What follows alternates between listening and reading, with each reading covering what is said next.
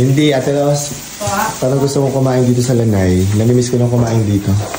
Buti lang, di ba mainit? Habang di pa mainit, ha? Thank you.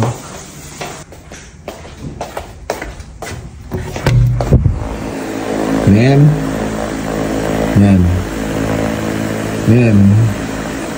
Gising na. Yeah, tulog pa. So ito na nga mga Habibis, kakagising ko lang. Si Happy David natutulog pa. Tapos pababa ko dito sa sala namin. May nakita kong envelope. Ito yung envelope. Naalala ko, the other day pala, pumunta ako ng bangko kasi may kinuha akong importanteng document.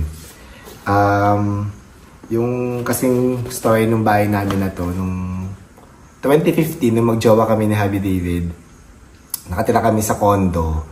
Tapos, nung nakitira kami sa condo, dahil meron kaming same goal ni Happy David na magsama habang buhay, naisipan namin kumuha ng lupa. Yung lupa dito sa bahay namin ngayon. Noong 2015 yun, my God, ilang 9 years, almost 9 years ago na pala. Tapos, nung nag-ocular trip kami dito, nagustuhan namin. Tapos, binili namin yung lupa. Nag-decide kami na bumili kasi importante na mag-invest para hindi masayang yung pera. Importante na may pinaglalaanan kayo ng pera nyo. Para meron kayong motivation para ma-achieve kung ano yung gusto nyo. So, sa case namin na Happy David, gusto namin bumili ng lupa para in the future makapagpatayo kami ng bahay. So, that was way back 2015. Initially kasi parang gusto namin magkaroon ng condo. Pero sabi namin, condo na naman, mas maganda kung bahay na. Yun yung nakapagpa-decide sa amin para kunin yung lupa na to. And then, pinag-ipunan namin, tapos pinaghirapan namin, and to the point na may mga times na talagang nagigipit kami sa pera, pero hinuhulugan pa rin namin para lang ma-make sure namin na ma-secure namin yung property. Marami kang pinagdaanan ni Happy David. Pero one thing lang yung lagi namin naiisip, kundi yung kailangan marunong ka mag-manage ng pera mo para may mapuntahang maganda. So, yun lang naman yung importante. I think sa kahit naman sinong tao, ang importante masaya ka kung saan mo dinadala yung pera mo. And sa case namin, masaya kami kapag nakakapag-invest kami ng mga property. Kaya natutuwa ako kasi kaya ako pumunta the other day sa bangko, nadili na yung pagkuha ko nung title ng lupa namin. Nakakatuwa lang, nakaka-happy. Alam mo yung meron kang sense of parang accomplishment or fulfillment. Wala lang, gusto lang namin i-share kasi alam niyo naman sa case namin ng mga same-sex, hindi pa ito matatawag na conjugal kasi hindi pa nga legal sa atin ang same-sex marriage. So, ang importante sa amin na Happy David ngayon is masaya kami nagsasama. Hindi namin pinag-uusapan yung mga properties or what, no?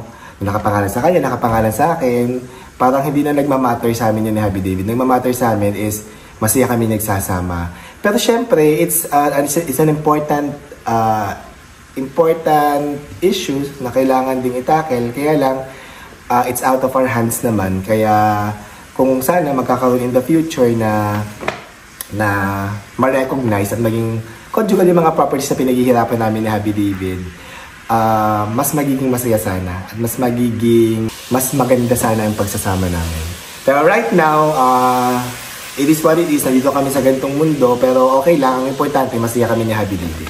So mamaya, kasi natutulog pa si Happy David, pag gising niya, susurprise ko siya nito. Papakita ko sa kanya. Tignan ko kung ano magiging reaction niya. Una na raw akong kumain natin, Rose. Kasi antok pa si...